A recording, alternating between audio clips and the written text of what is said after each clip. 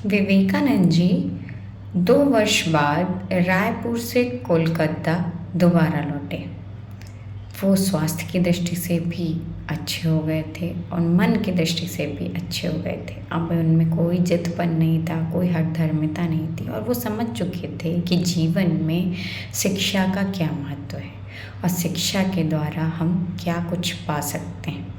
वो 16 साल के थे, 16 साल में आए, काफ़ी हष्ट-पुष्ट थे, वो व्यायाम करते थे। विवेकानंद जी व्यायामशाला जाने लगे। उसी वर्ष मेला लगा। मेले में उन्होंने मुक्केबाजी में प्रथम स्थान प्राप्त किया। वो हर दृष्टि से स्वस्थ हो चुके थे और अपनी चीज़ों में आगे बढ़ चुके थे। विवेकानंद जी की ये सारी चीज़ें देखते हुए उनके खेल कूद में रुचि, मुक्केबाजी में प्रथम स्थान प्राप्त करने से उनके दोस्तों ने उन्हें यही सलाह दी कि आप इसी क्षेत्र में आगे बढ़ो और अपना नाम कमाओ। लेकिन अब नरेंद्र यानी कि विवेकानंद जी खेल कूद में नहीं, अपनी पढ़ाई पे ध्यान देना चाहते थे। वैसे भी 2 साल उनके बर्बाद हो चुके थे, 2 साल वो बिल्कुल विद्यालय से दूर थे, तो उन्होंने अपनी पढ़ाई पे ध्यान दिया। बहुत ज़्यादा अनुपस्थिति होने के कारण विद्यालय समिति उन्हें एडमिशन नहीं देना चाहती थी, लेकिन उनके सौम्य स्वभाव और उनके प्रखर मस्तिष्क यानी तेज दिमाग के कारण विद्यालय समिति ने उन्हें मौका दिया और उनका एडमिशन उन्होंने दे दिया। विवेकानंद जी ने 2 साल का सिलेबस एक ही साल में कवर किया और उन्होंने फर्स्ट डिवीज़न प्रथम श्रेणी में परीक्षा उत्तीर्ण करके सबको चौंका दिया। जो 2 वर्ष से स्कूल से, पढ़ाई से दूर थे, वो 2 साल का सिलेबस एक ही साल में कंप्लीट करते हैं और फर्स्ट डिवीज़न से पास होते हैं। ये भी उस समय का एक रिकॉर्ड था। विवेकानंद जी ने ये दिखा दिया था कि अगर व्यक्ति चाहे तो अपने लगन और परिश्रम से कुछ भी कर सकता है, और उन्होंने वही किया और प्रथम श्रेणी में उन्होंने परीक्षा उत्तीर्ण की। उनके भाई बंधु जितने लोग थे, माता पिता, गुरुजन, सब बहुत ज़्यादा प्रसन्न थे और उन्होंने उनको बधाइयाँ दी। उत्तीर्ण होने के बाद उन्होंने प्रवेश परीक्षा दी प्रेसिडेंसी कॉलेज की, और प्रेसिडेंसी कॉलेज में उनका नामांकन भी हो गया। लेकिन उसी वर्ष उनको मलेरिया ने जकड़ लिया और उनका 1 साल फिर से खराब हो गया।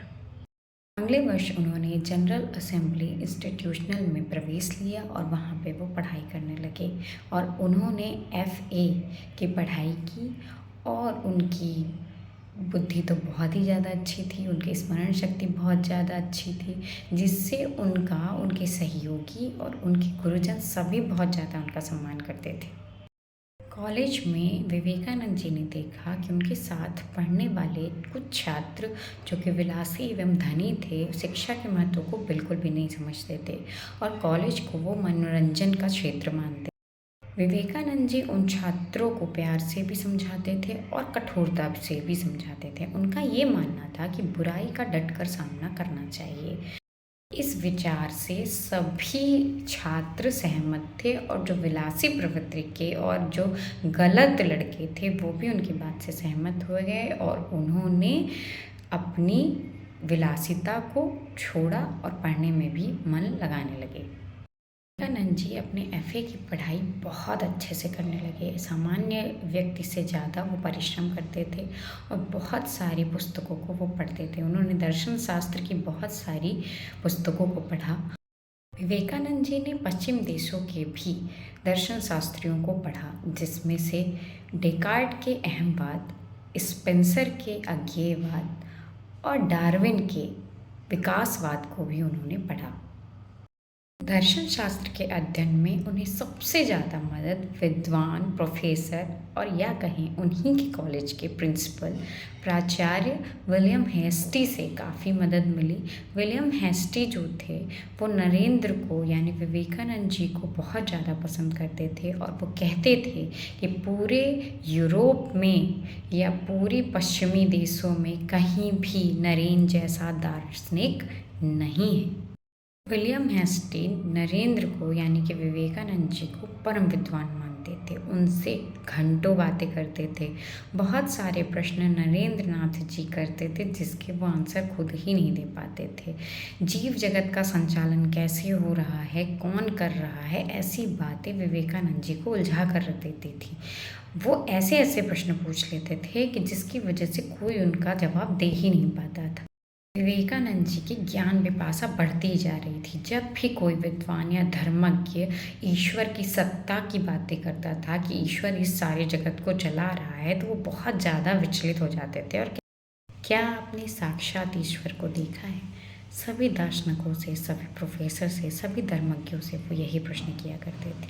उनकी ज्ञान पिपासा बढ़ती जा रही थी, कोई भी उसका उत्तर नहीं दे सकता था। इसी क्रम में उन्होंने इसी उत्तर को जानने के लिए ब्रह्म समाज की सदस्यता ले ली। ब्रह्म समाज की सदस्यता लेने पर भी उनके प्रश्न का उत्तर नहीं मिला और वो असंतुष्ट ही रहे। किसी ने उन्हें नहीं बताया कि क्या किसी ने ईश्वर को प्रत्यक्ष देखा है। विवेकानंद जी की पढ़ने की प्रवृत्ति और ज्ञान पिपासा के कारण उनके घर में ही उनको दिक्कत आने लगी थी। जैसा कि हमने आपको पहले भी बताया था कि उनके घर में बहुत ज़्यादा शोर शराबा होता था। उनके सगे संबंधी उनके घर में बहुत सारे लोग रहा करते थे, खूब अतिथि आते थे, उनका स्वागत होता था, जिसकी वजह से वो पढ़ नहीं पाते थे। इसके कारण उन्होंने अलग रहने का फैसला किया। माँ बाप को उन्होंने बताया तो माँ बाप ने भी स्थिति को समझा और उन्हें अलग रहने की आज्ञा दे दी। थोड़ी दूरी पर ही उनके नानी का मकान था। नानी के मकान में उन्होंने एक कमरा लिया और वहीं पे उन्होंने अपना पढ़ना शुरू कर दिया। उनके आध्यात्मिक ज्ञान की बातें, उनकी पढ़ाई की बातें, उनके मोटे मोटे ग्रंथ उस कमरे में रहा करते थे, वही उनके साथी होते थे। ब्रह्म समाज की सदस्यता के कारण बहुत सारे ज्ञानी लोग उनसे मिलने के लिए आते थे, जो उनके बहुत प्रशंसक थे। उन्हीं में से एक सज्जन थे सुरेंद्र नाथ जी, जो कि नरेंद्र की विद्वता के बहुत बड़े प्रशंसक थे और अक्सर उनसे मिलने आया जाया करते थे।